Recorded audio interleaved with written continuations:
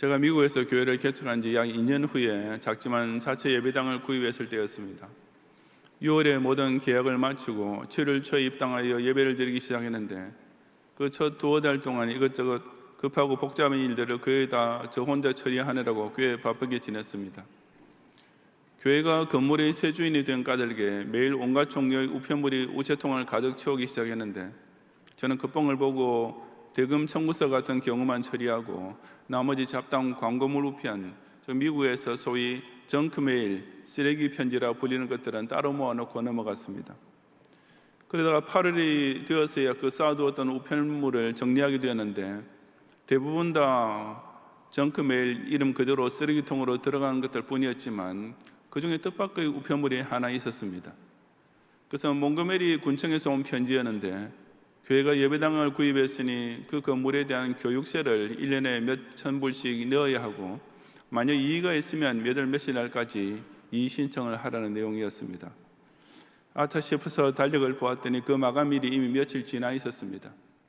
급히 담당자에게 전화했더니 이미 이의 신청 마감 기한이 지났기 때문에 올해는 어쩔 수 없다고 딱 잘라 대답하는 것이었습니다. 저는 기가 막혔습니다. 원래 교회는 비영리 단체이기 때문에 그런 세금을 면제받을 수 있는데 편지 하나 늦게 뜯어보는 바람에 돈 수천 불을 날리게 되었으니 정말 당혹스러웠습니다. 하지만 감사하게도 그때 마침 우리 교회에 공인회계사를 하시는 어떤 집사님이 계셨는데 그분께서 담당 판사에게 전화를 하고 청문회를 할 수 있는 기회를 주선해 주신 덕택에 결국에는 세금을 면제받고 무사히 넘어갈 수 있었습니다. 하여튼 저로서는 식은땀 꽤나 흘린 경험이었습니다. 교육세는 그 몽고메리 카운티 내에서 무슨 부동산을 사게 된 사람에게는 예외 없이 다 일단 적용된다는 사실, 그리고 비단 세금 면제의 자격이 있다 해도 정해진 기한 안에 신청하여 미리 해결하지 못하면 아무 소용없다는 사실을 아주 크게 한번 혼쭐 나면서 톡톡히 알게 되었던 것입니다. 이처럼 사람이 어떤 사회의 구성원으로 살기 위해서는 그 누구에게나 해당하는 동시에 또한 반드시 기한 내에 처리해야만 하는 문제가 있기 마련인데 본문에서 예수님께서는 사람이 하나님 앞에서도 그런 문제가 있다고 선언하셨습니다. 적어도 이 땅에 생명을 가지고 태어난 사람이라면 예외 없이 일단 적용되는 문제, 그것도 늦게 처리하면 아무 효과가 없는 것이 있는데 그것이 곧 자기 죄를 회개하는 것이라고 말씀해 주셨던 것입니다.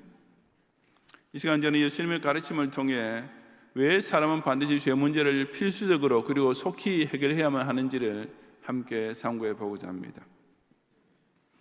첫째, 사람은 누구나 다 죄의 값인 사망의 저주 아래 있기 때문에 반드시 회개해야 합니다.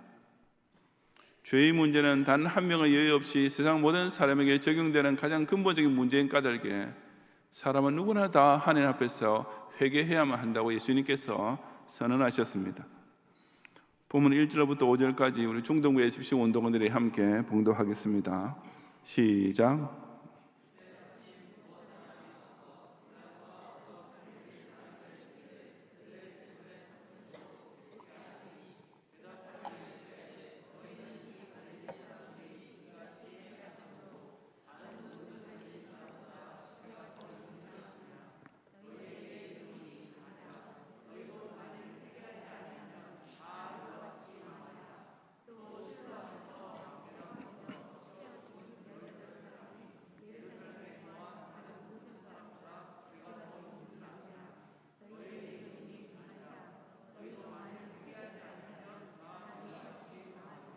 아멘. 감사합니다.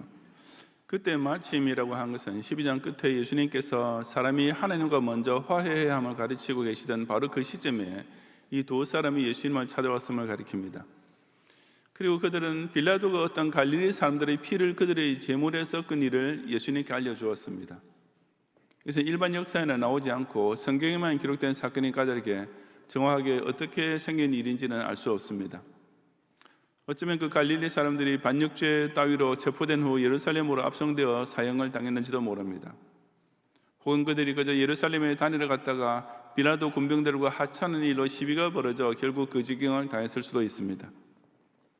어쨌든지 그 죽은 갈릴리 사람들의 피를 빌라도가 그들의 우상에게 바치는 제물에 섞었다는 사실은 끔찍한 일이었습니다.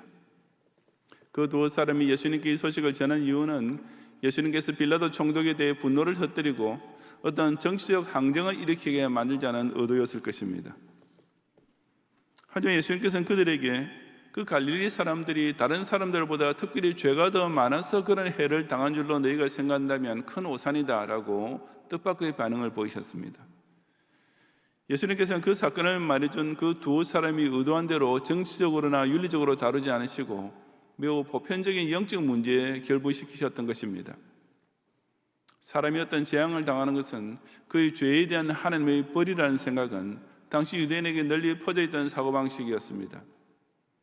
예수님께서는 그와 같은 일반적 생각에 대해 정면으로 반론을 제기하지 않으셨습니다. 왜냐하면 크게 볼 때 사람의 죽음은 죄로 인하여 비롯된 하나님의 저주의 결과인 것은 분명한 사실이기 때문이었습니다. 그렇다고 해서 사람에게 벌어지는 재앙이 사사건건 그 사람이 지은 죄의 경중과 똑같이 비례하는 것은 아닙니다.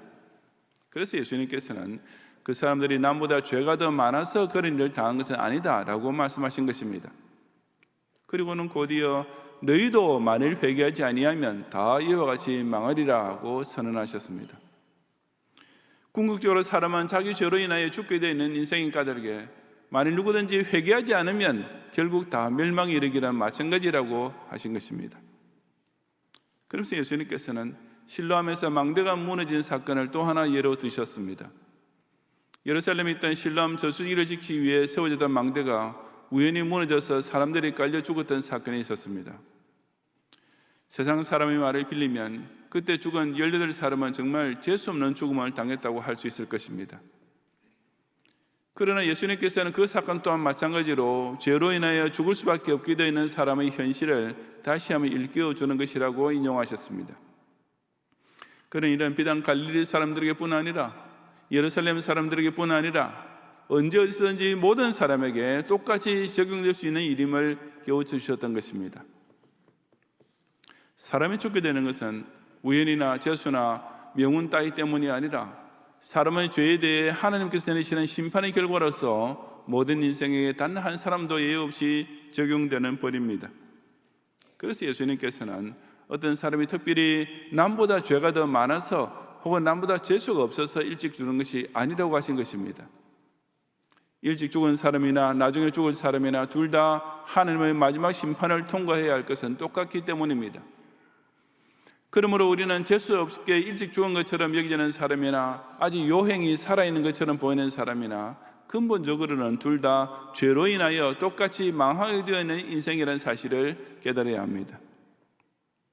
마치 남다른 저주를 받은 것처럼 이 땅에서 온갖 고초를 겪는 사람이나 별탈 없이 인생을 무난하게 잘 사는 사람이나 마지막 날에는 둘 다 똑같이 자기 죄 문제를 가지고 하나님의 심판대 앞에 서게 될 수밖에 없는 존재일 뿐입니다. 공해와 지구온난화 등으로 인해 지구촌 전역에서 여러 가지 자연재해가 갈수록 더 심각해지고 있습니다. 그런 끔찍하고 충격적인 재앙이 생기는 것은 두말할 필요 없이 사람의 죄로 인하여 땅이 저주를 받았기 때문입니다. 하지만 거기서만 생각이 그치는 사람은 정말 더 중요한 사실을 잊고 있는데 바로 나 자신 역시 그와 똑같은 재앙을 지금 당장 받아도 마땅한 그 재앙을 받고 죽은 사람보다 더 나은 것이 조금도 없는 죄인일 뿐이라는 사실입니다. 왜냐하면 세상에 태어난 인간치고 죄의 범위를 벗어날 수 있는 인간은 단 한 명도 없었고 또 앞으로도 절대 없을 것이기 때문입니다. 물론 이런 말을 처음 듣게 될 때 누구라도 반감이 생기기 마련입니다. 그렇지만 우리가 자신이라는 존재의 근원을 가장 정확히 알기 위해서는 바로 이 사실부터 제일 먼저 깨닫고 솔직히 인정해야만 합니다. 사람을 창조하신 하나님께서 성경 말씀을 통해 그렇게 일깨워 주시기 때문입니다. 그리고 사람의 구세주로 세상에 오신 예수님께서도 모든 사람은 다 회개가 필요한 죄인이라고 진단하셨기 때문입니다. 그처럼 정확무한 성경 말씀과 순결하신 예수님 앞에 자신을 비추어서 양심의 손을 얹고 생각해 보면 이것은 그 어느 누구라도 인정하지 않을 수 없는 사실입니다. 또한 우리는 모두 자신이 죄인이 돼 남보다 더 악한 죄인인 줄을 고백해야 합니다. 나도 죄인이긴 하지만 저 사람보다는 내가 좀 더 낫다라는 생각을 하면 그 자체가 이미 자신을 더 교만한 죄인으로 만드는 것이기 때문입니다. 사도 바울은 바로 이것을 깨달았던 까닭에 죄인 중에 내가 괴수니라고 고백했던 것이 아니겠습니까? 다른 사람을 볼 것 없이 나 역시 하나님 앞에서 망할 수밖에 없었던 죄인임을 깨닫고 다른 사람과 비교할 필요도 없이 나야말로 남보다 훨씬 더 악한 죄인임을 인정함으로써 모든 인생의 가장 근본적이고도 공통적인 죄 문제를 진실한 회개로서 깨끗이 해결하는 성도가 되시기 바랍니다. 둘째로 우리에게 남은 인생은 회개에 합당한 열매를 위한 마지막 기회인 까닭에 속히 회개해야 합니다. 어떤 문제가 있을 때 그것을 해결할 수 있는 시효가 정해져 있는 것은 회개에 있어서도 마찬가지라고 예수님께서 말씀하셨습니다. 6절 이하 9절까지 고등부 예습식 운동원들이 함께 봉독하겠습니다. 시작.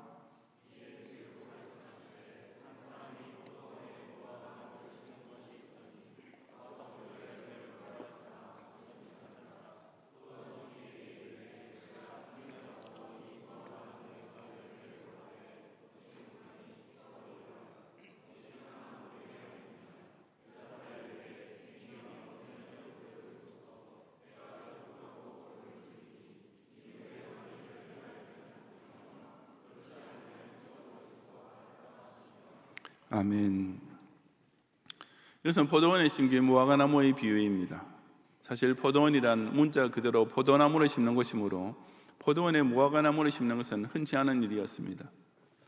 즉 그 주인은 포도 외에도 무화과가 어떤 용도로 필요했기 때문에 특별히 무화과나무 한 그루를 심었던 것입니다.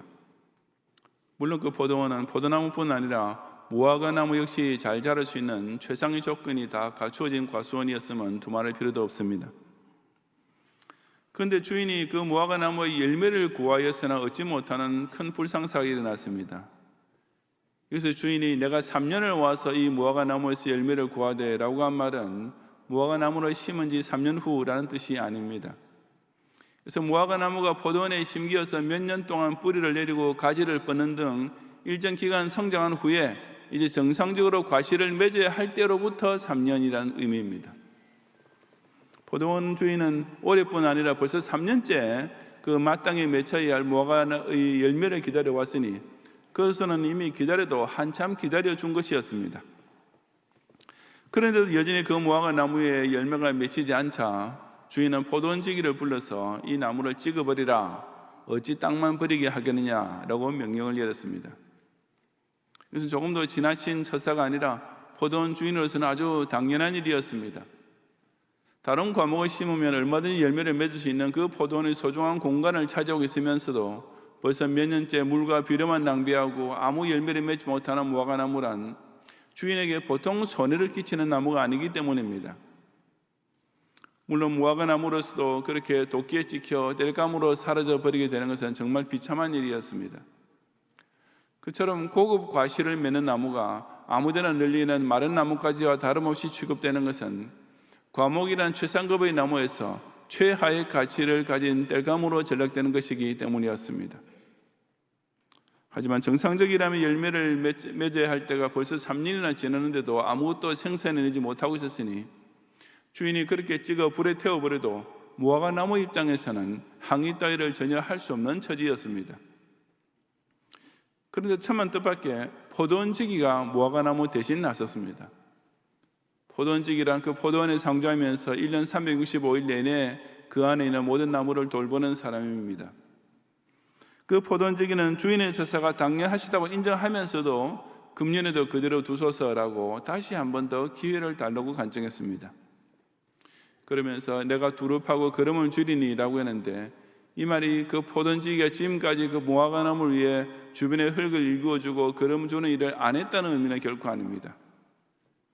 그 무화과나무는 포도원이란 최상의 공간에 심겼을 뿐 아니라 포도원지기의 극진한 돌봄을 받았음에도 불구하고 아직 열매를 맺지 못하고 있었던 것입니다. 그러니 무화과나무가 즉시 찍혀버리지 않고 다시 한 해 더 기회를 얻게 된 것은 무화과나무 쪽에서는 전혀 요청할 염치도 없고 엄두도 낼 수 없는 일이었지만 순전히 금년에도 그대로 두소서라는 포도원지기의 간청과 그것을 허락해준 주인의 인자함 덕분에 이루어진 일이었습니다. 이 비유가 뜻하는 바는 아주 명백합니다. 회개에 합당한 열매를 맺지 않고 있는 사람에게 당연히 받아 마땅한 심판이 아직 임하지 않고 있는 이유는 바로 이와 같은 하나님의 자비 때문이라는 사실입니다. 제3자가 볼 때는 더 기다려보았자 결코 회개할 것 같지 않은 사람에 대해서도 이처럼 한 번 더 참고 기다리시는 실로 비상식적이면서도 다른 한편으로는 참 신기하고 놀라운 하나님의 사랑이 작동하기 때문입니다. 그런 까닭에 아직 심판이 임하지 않고 있다는 이 자체만으로도 이미 우리는 엄청난 은혜의 시대를 살고 있는 것입니다. 그런데 그 다음에 우리는 아주 의미심장한 예수님의 말씀이 이 비유의 제일 마지막에 덧붙여진 것을 유의해야 합니다. 바로 그렇지 않으면 찍어버리소서라는 포도원지기의 말입니다. 그래서 그 포도원지기까지도 무화과나무를 포기하고 주인의 뜻에 맡길 수밖에 없는 날이 온다는 뜻입니다.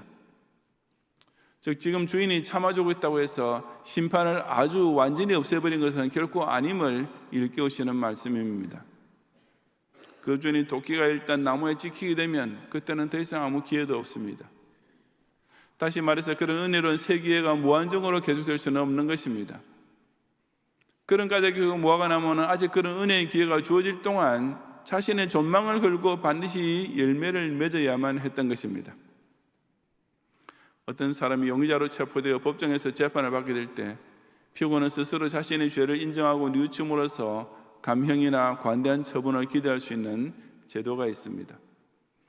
자기가 범행을 저지른 것이 확실하고 법정에서 도저히 부인하거나 감출 길이 없다고 판단되면 그처럼 pleading guilty, 유죄 인정을 하는 것만이 그에게 최선입니다. 그러나 이것은 어디까지나 본격적인 재판이 시작되기 전에 해야 유효합니다. 그러지 않고 처음에는 pleading not guilty, 무죄 주장을 하며 재판받을 것 다 받고 버티다가 유죄 판결이 떨어지고 난 후에 가서 어쩔 수 없이 피고가 이 판결이 맞습니다, 나 자신의 유죄를 인정합니다 라고 말하는 것은 아무 소용이 없습니다. 자신의 죄를 인정하는 것은 같아도 그 시기가 늦으면 그것은 이미 그 받게 된 형벌을 가볍게 해주시는 효력은 전혀 내지 못하는 것입니다. 예수님의 재림이 눈앞에 벌어지게 되면 그때 가서야 아이고 내가 정말 잘못했구나 라고 후회하는 사람이 부지기수로 생길 것입니다. 하지만 예수님께서는 결코 그것을 회개라고 인정해 주지 않으실 것입니다. 왜냐하면 이미 시기가 늦은 회개는 참된 회개가 아니기 때문입니다. 그것은 슬피 울며 이를 가는 자책과 후회일 뿐 죄사함의 관대한 판결을 얻을 수 있는 유죄 인정의 회개는 결코 될 수 없기 때문입니다. 그러므로 우리는 반드시 그 시효 안에 하나님의 자비가 계속되면서 아직은 기다려주시는 동안 회개해야만 합니다. 그리고 그 시효란 우리가 생각하고 있는 것보다 훨씬 더 촉박함을 알아야 합니다. 그 시간은 이미 도끼가 나무 뿌리에 놓여 있는 때이기 때문입니다. 평생 마음대로 살다가 죽기 직전에 회개하면 되겠지라고 여유를 부리는 것은 정말 큰 코 다칠 생각입니다. 주인이 도끼가 휘둘지고 나무 뿌리를 찍게 되면 그때는 이미 죽기 직전이란 짧은 여유조차도 없는 것입니다. 우리의 생명이 아직은 영위되고 있는 오늘이라는 시간은 참된 회개를 위해 소중하게 주어진 마지막 기회임을 한순간도 잊지 않는 가운데 이 경양교회란 포도원을 통해 포도원지기 예수님께서 저 여러분 한 사람 한 사람을 정성껏 돌보시는 은혜의 기회를 주실 때 속히 회개에 합당한 열매를 맺는 성도가 되시기 바랍니다. 성도 여러분, 왜 우리는 꼭 회개해야만 합니까? 회개하지 않아도 되는 사람은 세상에 단 한 명도 없기 때문입니다. 만일 회개하지 않으면 모든 사람이 그 죄로 말미암아 영벌을 받게 되어 있기 때문입니다. 언제 우리가 회개해야만 합니까? 그것은 지금 당장입니다. 하나님의 자비의 시간이 지난 후 심판대에 가서 하는 회개는 아무 소용없기 때문입니다. 우리 기도 신자가 세례를 받을 때 그 서약 1조에서 나는 하나님 앞에 죄인인 줄 알며 마땅히 그 진노를 받을 만한 자입니다 라고 고백하는 이유가 바로 여기에 있습니다. 그래야 제2조 예수 구원이 정말 고마운 구원이며 100% 하나님의 은혜임을 뜨겁게 깨달을 수 있기 때문입니다. 십자가를 통한 용서가 별 죄도 없는 사람, 나름대로 양심껏 사는 사람을 구원해주는 값싼 용서가 결코 아닙니다. 그래서 마땅히 진노를 받아야 할 죄인, 10번 지옥 가도 할 말 없는 죄인을 무조건 완전히 용서해 주시는 실로 놀라운 사죄의 은총입니다. 그러니 그런 은혜에 대한 감격과 기쁨과 감사가 넘쳐서 그 다음에 세례세약 제3조, 경건생활과 제4조, 교회 중심의 삶이 절로 따라오게 되는 것입니다. 완벽한 치료를 위해서는 일단 병든 조직의 세포를 완전히 제거해야만 합니다. 그것을 남겨두면 아무리 치료를 받아도 또 썩게 되고 재발할 것이 뻔하기 때문입니다. 마찬가지로 먼저 자신의 죄에 대하여 진정으로 회개하지 않으면 예수님을 구주로 믿는 믿음이 자리 잡을 수가 없습니다. 스스로 죄가 없다고 생각하는 사람에게 자기 죄를 무조건 용서해 준다는 십자가 대속이 왜 필요하겠으며 또한 그것을 고맙게 여길 이유가 무엇이겠습니까? 진정 회개하고 예수님을 영접한 성도는 자동으로 필연적으로 회개에 합당한 열매를 맺게 되어 있습니다. 그것은 옛것은 깨끗이 사라지고 완전히 새것이 된 완벽한 치료를 받고 나면 절로 건강한 삶이 따라올 수밖에 없기 때문입니다. 그러므로 구원 얻을 공로를 쌓으려고 마지못해서 선행을 한다는 사람과 그처럼 마땅히 받아야 할 진노 아래 있던 자신이 예수님 십자가 공로로 완전히 용서받았음을 확신하게 된 성도가 감사와 기쁨에 넘쳐서 절로 충성하게 되는 것은 그야말로 천양지차가 아니겠습니까? 누가 의인이고 누가 죄인인가를 따지는 것은 아무 의미가 없습니다. 타락 이후로 의인은 없나니 하나도 없기 때문입니다. 누가 더 악한 죄인이고 누가 좀 덜한 악한 죄인인가를 비교하는 것도 마찬가지입니다. 정말 중요한 문제는 그런 것이 아니라 누가 이미 회개한 죄인이고 누가 끝까지 회개하지 아니한 죄인인가 하는 데에만 있기 때문입니다. 이처럼 회개는 사람으로 태어난 이상 예외 없이 누구나 꼭 하나님 앞에서 반드시 이행해야만 할 필수 과제입니다. 또한 회개는 각 사람이 심판주 앞에 서게 되는 날이 오기 전에 지금 당장 해야만 할 최우선 과제이기도 합니다. 지금 아직 기회가 주어졌을 때 자신의 죄에 대하여 하나님 앞에 진심으로 회개하고 그에 합당한 신행일체의 열매를 맺음으로써 예수 그리스도 십자가의 공로를 힘입어 하나님과 화목하고 마지막 날 심판을 두려움 없이 예비하는 성도가 되시기를 주님의 이름으로 축원합니다. 아멘.